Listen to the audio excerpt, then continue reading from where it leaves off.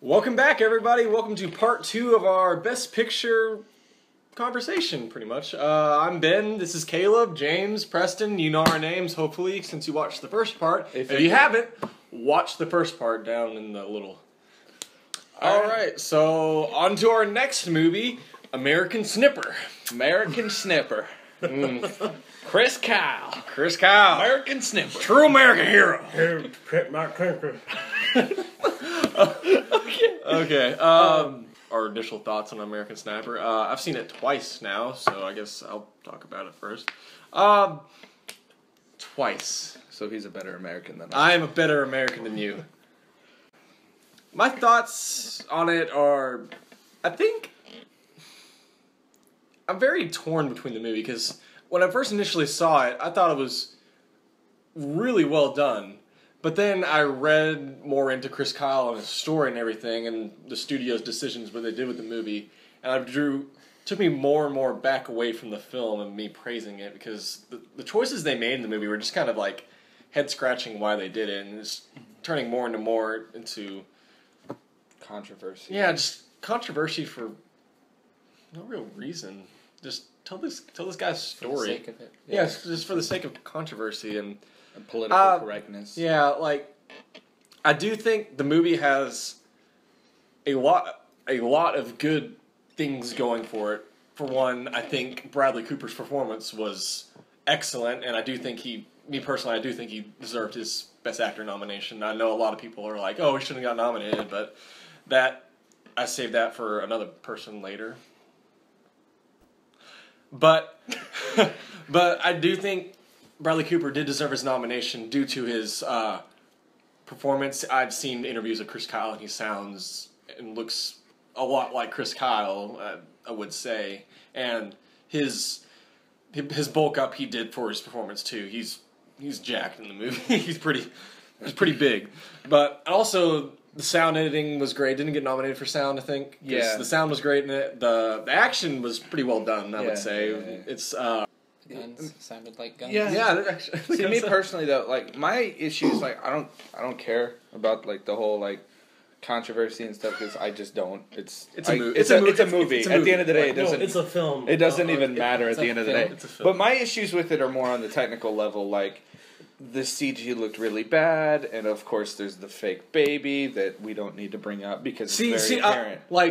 I saw an early screening of the movie before anyone pointed out the fake baby. I honestly didn't notice the fake baby. I did though. I noticed it like when the baby everyone knew that it was going to be in the movie, and you were looking for it. The fingers was like that's when I saw it. And then my other issues is like the fake blood splatter looks really bad. But other than that's common nowadays. Yeah, it's really sad. Yeah, but I mean, it's like, you know, guy gets shot in the front of the head and the blood splatter goes out the side of his head. And I'm like, whatever, you know, I just like, I think it's a very good movie. It's very solid. It's just like, there's a couple technical aspects where when you're talking Best Picture nom, Nightcrawler, for example. Oh. Nightcrawler is the much better film compared to American Sniper, because Nightcrawler, or even the Babadook. The Babadook is like, I haven't talked about that yet. It's perfect filmmaking as opposed to American Sniper, where it gets the nomination for a bunch of political bullcrap, where it's like all you need is, you know, it's like the best of that year,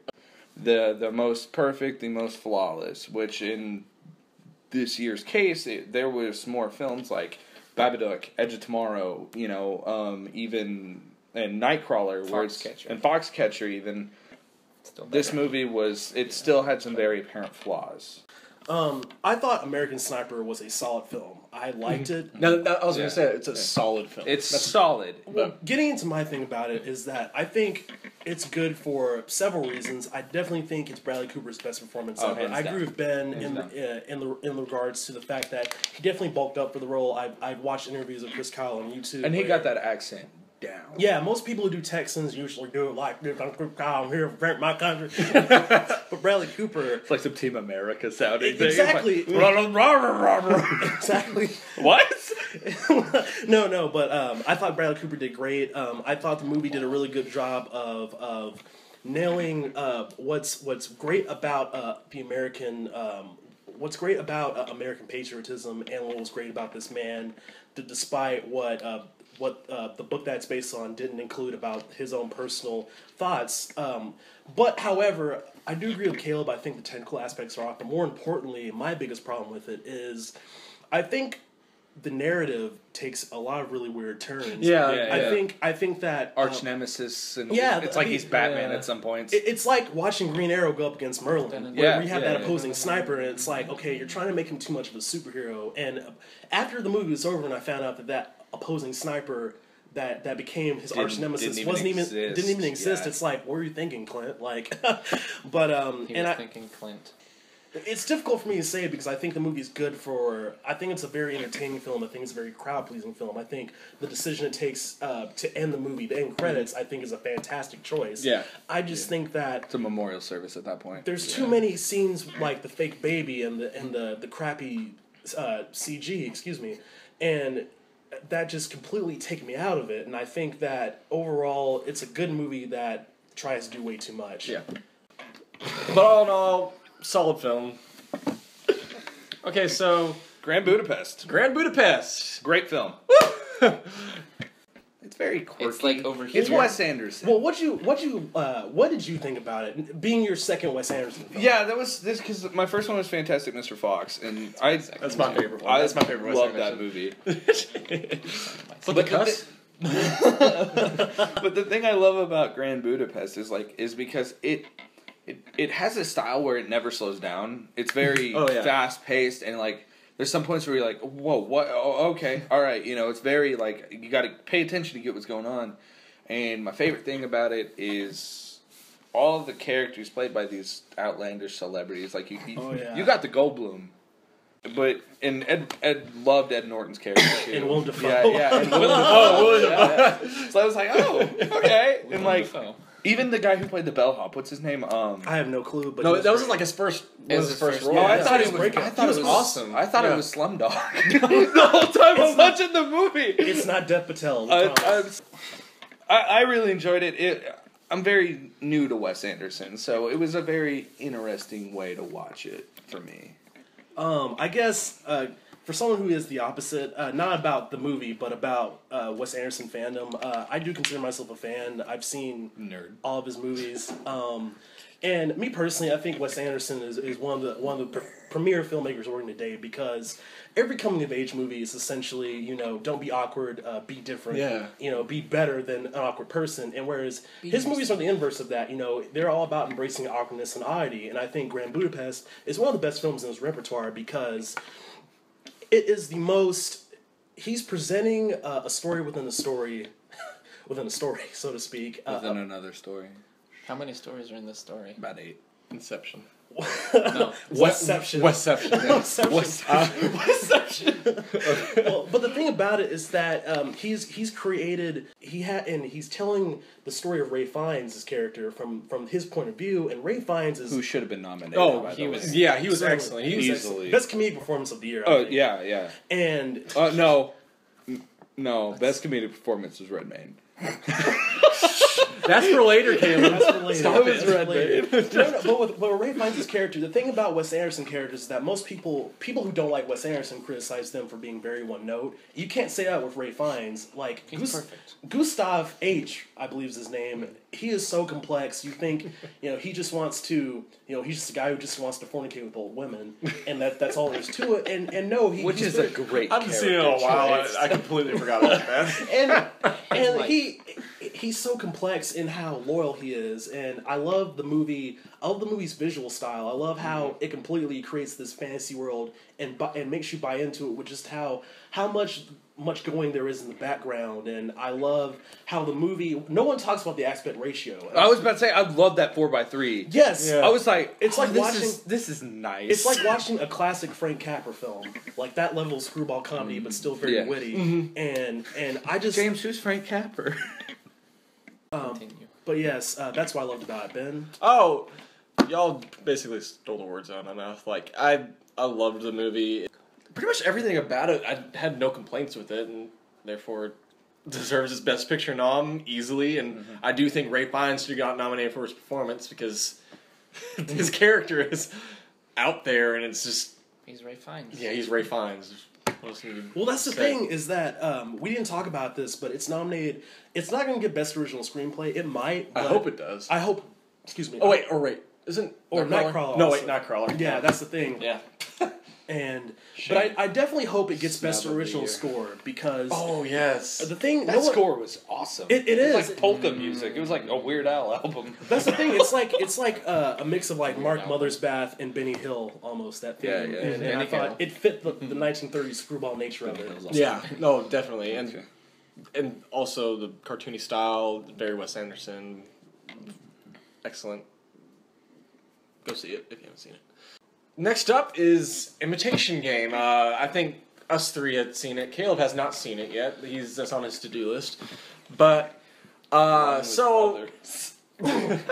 but the Imitation Game was the film with Benedict Cumberbatch and Doctor Strange. Right. Mark Strong, Keira Knightley. yeah, Oh, I didn't pretty know much Keira Knightley. British ensemble the movie. Pretty much. Matthew Good's in it. Ozymandias from Watchmen. But Ooh. Yeah. yeah, he's I loved the Imitation Game. Just everything it did. It was a political like spy thriller without the spy. yeah without it has the spying aspects, but like when you think spy thriller, you think like James Bond or Jason Bourne Or Kingsman. No, Now you do. Kingsman. Go see Kingsman, by the way.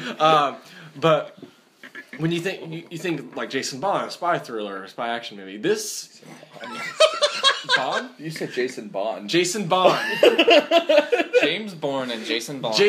and Jack Bauer. and Jack Bauer. Best superhero ever.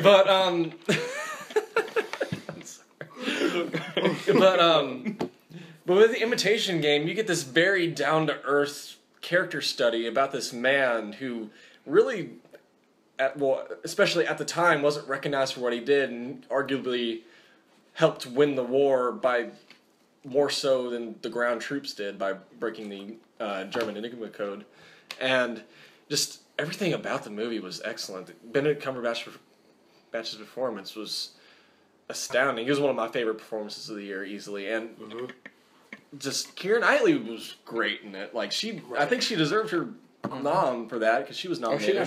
She didn't get nominated. I don't She think. didn't? She didn't? No. Was that Golden Globes? Yeah. Okay. Well, The B movie of Oscars. with a movie with no action and no but it's a spy movie. It kept me on the edge of my seat the whole time, and I felt it. And what I really liked about the movie is it plays very well to today's controversies and Jumping off what Ben said, I agree with him 100%. I loved the Imitation Game. I think what's really brilliant about it is that it's a spy thriller, but at the same time it's a mystery film. It's a suspense film.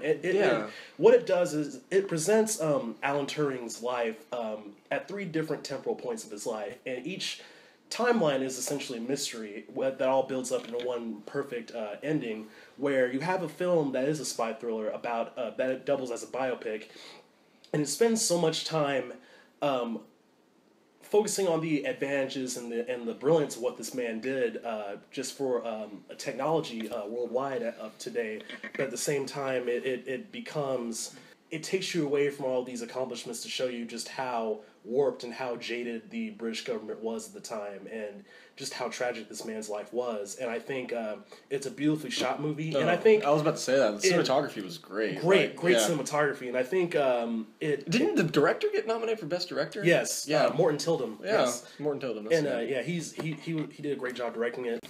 Wait, what did you think about the Imitation Game, yeah, certainly. James? And there you go. I really liked the movie. It was very intense. It kind of reminded me of the way Argo was. How Argo was still that. Right. You feel like you're about to fall off your chair because it's so Good movie. Argo was in awesome. there. But then again, it's also a very not like there's no weapons or anything except for the machine. Okay. Here we go! My favorite movie of the Oh, year. no. Okay. It was mine. Okay. Okay. Just to clear the air, if you've been noticing for the past 30 minutes, I guess this video has been going or whatever. We've been kind of Dreading this movie? bashing this movie here and there. The theory of everything. starring Eddie Redmayne and Felicity Jones. Kind of starring Eddie Redmayne. Felicity Jones. I saw Theory of Everything by myself in a theater, alone. So I got really close with this movie.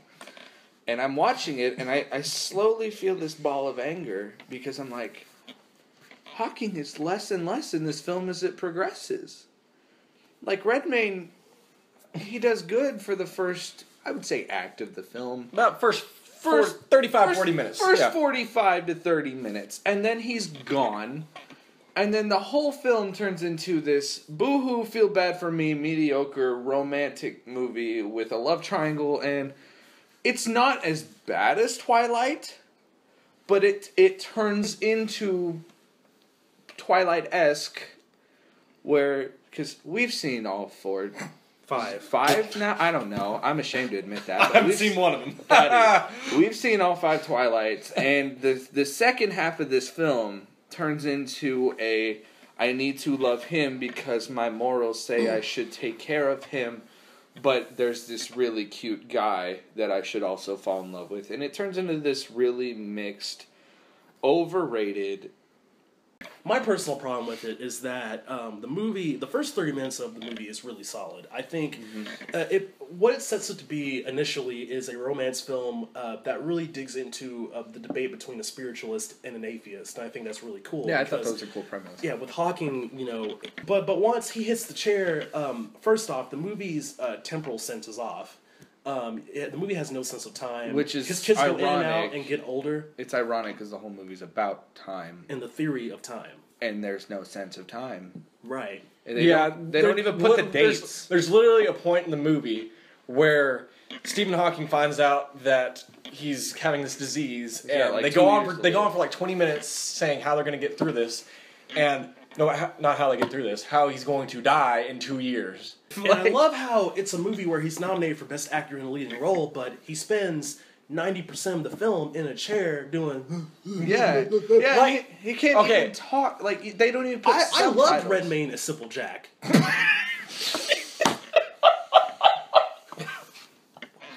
You're not wrong, though. Me personally, I think for the first 40 minutes... I think that is an Oscar-worthy performance, in my opinion, in the first 40 minutes. But once he hits his chair, that's where I'm like, no. Because with actors like Michael Keaton, he's on screen, he's doing all these lines. Jake Gyllenhaal. Yeah, Jake Gyllenhaal, Nightcrawler. Excellent. I didn't even see Jake Gyllenhaal in that movie, but like Keaton, he was a different person. Like, completely a different person. And people argue with Redmayne, yeah, he's a different person too. But with that acting... He's sitting there. Or lack thereof. Yeah, he's sitting... Okay, I guess that's acting. But then, the rest of the film, when he loses his voice, he's sitting there... It's a Stephen Hawking biopic about Jane Hawking, and how... And the movie attempts to really get you to identify with her in the sense that, okay, it wants to show you why Jane later broke up with this guy along the road, and how they mutually dissipated while still being friends. And the problem with that is... By showing all of her disadvantages in the relationship and showing why she would eventually cheat on him, and why later in the film when Stephen does fall in love with someone else, why spoilers. It's out there. You can read the book for goodness. But yes, the film. I have big issues with how it wants you to identify with Jane, because the movie handles her completely wrong. The movie should. The movie should be about the an empowering woman who doesn't need a man, but the whole second half is about her needing a man. Right. In the whole first half, it's like she doesn't need a man; she just wants him. If anything, it's the antithesis to the Imitation Game, because one of the great things about the Imitation Game is how it avoids that level of sentimentality and Oscar calculation, and how it uses Keira Knightley to be the heart of the movie and to show you how she empowers, she inspires and lights that fire under Alan Turing to be this better man and to be this better, brilliant mathematician. And at the same time, even though the movie still focuses on him, she becomes the heart of that film, whereas Jane was supposed to be the heart of Theory of Everything. Instead, she's the dose of ennui. I will say my favorite moment in that movie is when Jane takes her and Stephen kids camping, right? but she takes her not boyfriend that is her boyfriend from the church that she met, the choir director or whatever. She takes him camping with Hawking's kids, and then they're showing this montage of them camping, and then it just cuts to Stephen Hawking at a symphony, because they're like, that's where he's at, and then it just cuts back to him camping for like 10 minutes, and then they're like, oh, Stephen had a heart attack during this symphony. That's not important. Go back to the camping. Is the movie up for best makeup? No, I don't think so. It's up for best picture, which Nightcrawler should be there before that, but whatever. Nightcrawler, Gone Girl, Babadook. I can name. Keep forgetting Gone Girl wasn't nominated. Yeah, Gone Girl. Okay, that's another different. Terrifying okay, but Theory of Everything sucks. No, it doesn't. Okay, I personally believe that it's this year's The English Patient. Yeah, yes. Exactly. It's a subpar movie that is just Oscar bait to get Oscar nominations and Oscar wins. And Eddie Redmayne does not deserve Best Picture or Best Actor. But it was a good picture. It was a good picture. He didn't. Seriously, man, what happened after Les Miserables? Like he doesn't. You were great in that. Come on, man. He doesn't deserve Best Actor because of the entire second half of the film. He's barely in it, and like when he's in it, you cannot understand him. But with like and the movie's not trash, but exactly. It's low-key trash. Yeah, it's like you can make comparisons like, oh, it becomes a whole different person, and each stage of the filming was like he had to do all these different It's a different performance for each stage, and I'm like, Gyllenhaal became a completely different person. And David Oyelowo made Martin Luther King, but they already topped his performance on Our Friend Martin, so there was no comparison. True. Okay, well, on that note, I think that's the end. So, see you Sunday. See you Sunday when we do our Oscar reactions. I swear, if Eddie Redmayne beats Michael Keaton. Well, have a good day. That's all, folks.